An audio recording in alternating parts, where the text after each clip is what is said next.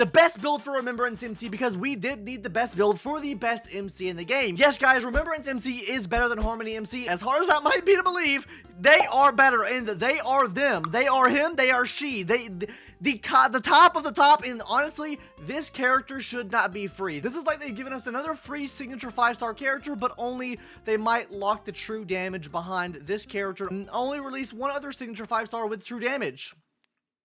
Hope you break mains pulled to you, God, man. Anyways, guys, with Remembrance MC, we do need to start off at the base level. We need to start out with how this character actually works, because they introduce a whole new mechanic in the game that we've never seen before, and that's not true damage. That is Memo Sprites. This is going to be our first introduction to Memo Sprites. The Memo Sprites basically going to be taking up another slot on your team. So instead of having 4 people on your team, you now have 5 people on the team. And how you're getting these stats and everything for your Memo Sprite is going to be derived normally from the character that's summoning them in. That is going to be the main character they're deriving their stats from, and that's the same way with Remembrance MC here, guys. So Mem, their Memo Sprite, is going to be getting their stats derived from Remembrance MC. Now, with that being said, they do have their own set of skills, because they do have their own turn in the action order. They normally have a skill move, they normally have an attack you can use, and in this case, they'll have 3 talents as well. Now, guys, you might be asking, how do you actually summon Mem in? Well, that's pretty easy, guys, from either the skill or the ultimate move. The skill move, guys, is going to be summoning Mem onto the field. If Mem's already on the field, you'll basically be healing Mem back up, because they do have HP. If they die, then they leave the field. You have to reskill to get them back out, or ultimate in this case to get them back out as well. And on top of this, guys, it will be giving Mem 10% of charge. Their ultimate move also summons Mem in as well. And then on top of that, guys, it will be giving Mem 40% extra charge and be dealing ice damage to every single enemy on the field. But that's really all that I have to say about Harmony MC. Harmony MC really doesn't do too much outside of just summoning Mem and giving them extra charge, because the main bread and butter of why this character is so good is because of Mem themselves. So, guys, what Mem does from their skill move, guys, it basically deals 4 instances of damage. This skill is going to be activated basically whenever you don't have the energy to activate Let Me Help You, which is their secondary ability that supports your allies on the team, which is going to be targeting one ally and then advancing them forward by 100%, granting them Mem support. Basically, what this is going to be doing, guys, is for every instance of damage you're doing, you're giving that ally 1 instance of true damage as well. This can also be boosted for some of the major traces, so you can't get much higher than the 28% you see here, but it's going to be derived off the character you're buffing's energy. So if they have an energy of 200, you will be maxing this out. Now, you might ask, what does true damage do? The best way that I can describe true damage to you guys is think of super break, but not having to break the enemy shield, or not having to worry about any type of resistance, anything like that on the enemy.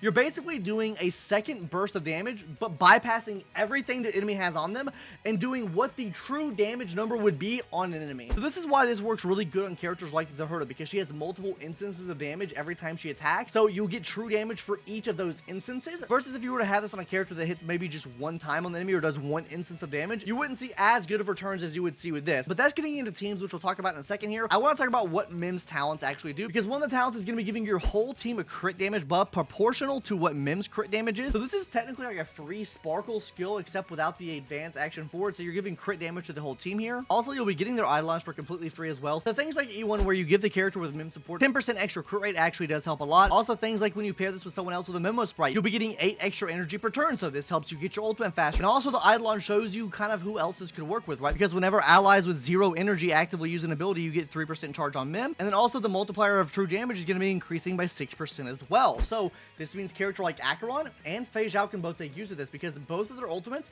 don't have energy. Their max energy is 0 because they rely on charges versus energy. So this can work really well with them. Probably better so on Fei Zhao than Acheron, but you get the point. And also, guys, another big thing with true damage as well, it also affects super break damage and DOT. So this could be used as a supplementary unit on break teams. So if you had Fugue on your account, you have Fugue, you have Remembrance MC, you have your Firefly Rop, whatever it might be in that last slot there, and then your Sustain or whatever, this is going to help that team as well. So this can literally be slotted into every single team in the game. So now let's go ahead and talk about some of the team options you can run them on, right? So first things first, guys, obviously, the best in-slot team right now in the game, in my thought, is probably the Herta team, right? Because the Herta has multiple instances, and she can take very good use of this damage you're putting out. It also makes a very free-to-play, friendly, viable team, especially if you're just joining the game in 3.0. This is probably going to be hands down the best in-slot character for someone like you're the Herta, so would definitely recommend running her on a team there. Now, like I said previously about super damage, she can be ran on a break team. If you have a team with Rapper or Firefly paired up with like Fugue, you can throw them in this slot as well. Now, the light cone and build can change with this, depending on if you're running them in that team or not, just because you do want more of a break damage acceptable build here, so just let that be known there. Also, DOT, guys,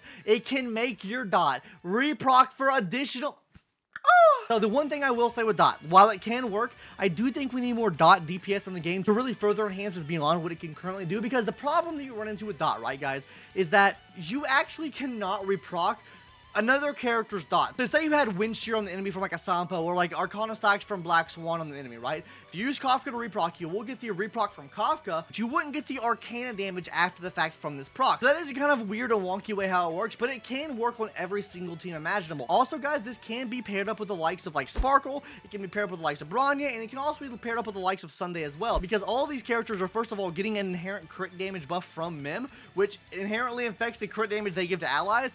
Also, you could technically advance forward Mim to the front and then use their skill to get the charge back up to give true damage to whatever ally you want to give them to, and then also help them out in that way too. Or you can double dip on the action advance there too. Like, there is just so many different ways you can run them on a team. It's actually pretty crazy. But overall, like I said guys, the best in-slot team that I recommend running them on is a team with the Herta, but also can work on a team with Fei Zhao as well. So if you were a Fei Zhao enjoyer, you pull Fei Zhao, it also works there as a very, very good support on that team. If you're pulling Boot Hill on part 2, it also works there too. Great gamers, it works so well on so many different teams. So now I figure let's go ahead and talk about light cones, right? Because light cones is something I mentioned that does swap depending on who you have. Now, the best in slot light cone for them, free to play.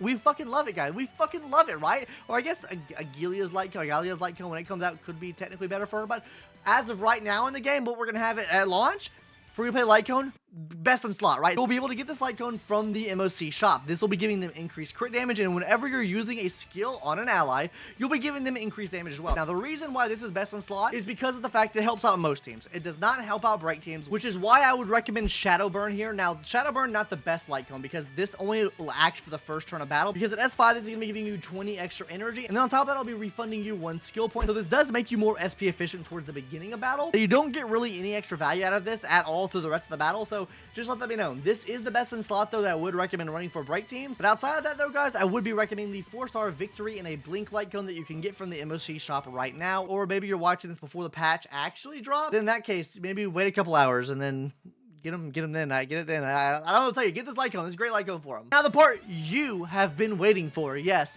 What are the best relics you can possibly run? What is the best build that you can run on them? But before we talk about that, go ahead and hit the subscribe button now, gamers. Maybe you like Honkai style role content. Maybe you like my content. Maybe you've watched this point in the video, or maybe you just got absolutely scammed and clicked on the timestamp. If you fall under any of those categories, hit that subscribe button now, gamers. I would much appreciate it. We're trying to push 10K this year, please. 10K, please, God. So the best in-slot 4-piece set is actually going to be a new set coming to the game, and that's going to be the Hero Triumph set, guys. This is going to be basically giving you an increased speed bonus. It's also going to be giving you an extra 30% crit damage to your Memo Sprite, which is what you're going to be needing for Mim to give the whole team crit damage, so this is going to be absolutely essential there. It also gives an attack increase as well. So like I said, this is going to be the best in-slot 4-piece set. So alternatively to this, if you didn't want to farm this full setup, I think another very viable set would be just to run a 2-piece Ordeal, 2-piece Hacker Space, so you're getting 12% speed increase. That's a lot of speed for absolutely free, and honestly, probably not the worst thing in the world to run either. And then finally, guys, there's one more 4-piece that I would recommend to you guys that you can run here, and that would be the 4-piece Ordeal set. Now, obviously, the 4-piece Ordeal set is going to be giving you a 6% speed buff for absolutely free, but also when you use a skill or ultimate on one target ally, you'll be increasing the ability's target crit damage by 18%, lasting for 2 turns. This means whenever you target one ally or that one ally, you will be giving them a crit damage increase for 2 turns. And the reason why this is last on the list is because you're not giving this to the full team, because you do need Mim to have the crit rate to actually disperse the crit damage buff, because weirdly enough, Mim's crit damage actually does not scale off the MC. Mim has their own set of crit damage, so you want to be boosting Mim's crit damage as much as humanly possible. Now let's go ahead and hop into the 2-piece planter sets. Now, what I recommend, it depends on the team what I recommend here. If you're running for a normal team with Ice Herta as your main DPS, I would recommend running Pinaconi. Now, the reason I recommend running Pinaconi here is going to be because it gives 5% energy regen, which will help MC get their ult faster, which then helps Mim get their energy up faster, which then helps you get to true damage faster. On top of this, guys, it will be giving a damage increase to anyone with the same type of damage on the team. So Ice Herta, Ice MC, they work hand in hand together. It works really well there. Also, you can pair this up with having like a normal Herta on the team too, and then boost her damage with that too. And then for the second best in slot planner set, I'll just run Lusaka here, guys. Now, the reason I recommend Lusaka here is because it gives you energy regen. You want to be getting to that true damage as soon as possible. So the faster you can get to that true damage, the faster you're able to output that true damage. That means it's just better overall for them being a support character in this sense. So I would recommend Lusaka as a second best in slot here. Now, another option you could run Wonders Banana Amusement Park. I do think Lushaka is better than this, just because it only is giving Mim a 32% crit damage increase. You're not taking use of the additional 16% crit damage. You're not really dealing damage to the MC themselves here. And I do much prefer Energy Region over the 32% extra crit damage that you're going to be getting from this. And finally, guys, let's go ahead and talk about those main sub and recommended stats you're going to be wanting to hit with them. So, guys, for the boots, you're going to be wanting to run speed. You do want them to be kind of a speed demon. You want them to get as much speed as possible. For the body, crit damage, because this crit damage does scale to Mim as well. The main stats will scale to Mim. For the rope, I recommend Energy Regenerate, obviously to get her juicy skill move to start pumping out some more of that true damage. And then for the orbs, really just going to be attack, defense, or HP stat. It's really going to be whatever you can get here to either make them survive or make them do a little bit more DPS.